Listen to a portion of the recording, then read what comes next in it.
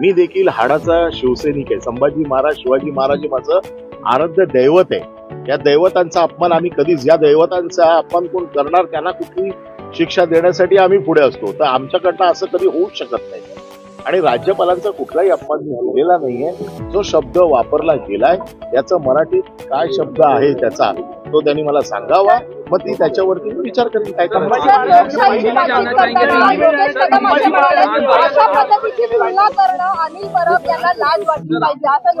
पुन्हा एकदा सांगतो, छत्रपती शिवाजी महाराज, छत्रपती संभाजी महाराज हे माझं दैवत आहे आणि आपल्या दैवताशी कोण स्वतःची तुलना करत नाही हे तरी त्यांना तेवढं कळलं पाहिजे। ज्यांची आम्ही पूजा करतो, ज्यांना आम्ही देव मानतो, अशा सगळ्या दैवतांची आम्ही स्वतःची तुलना करू शकतो का कधी?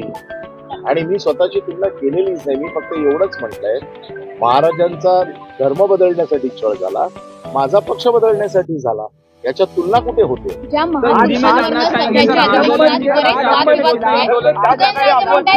अधिवेशनात एक कठोर कायदा झाला पाहिजे, महापुरुषांचा अपमान ही मागणी कालच केलेली आहे की असा कायदा बनवा, महापुरुषांचा अपमान करण्याची कोणाची हिंमत होणार नाही।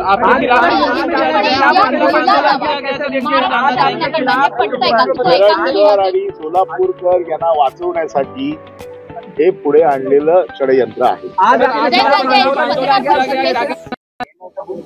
जो बातें कही है उसको पीछे लाने के लिए या उनको बचाने के लिए इस चीज को ये आगे लेके आ रहे। धन्यवाद। नवीन नवीन घडामोडी पाहण्यासाठी आजच आम्ही मुंबईकर 24 तासला लाईक करा, सबस्क्राईब करा आणि अपडेट रहा।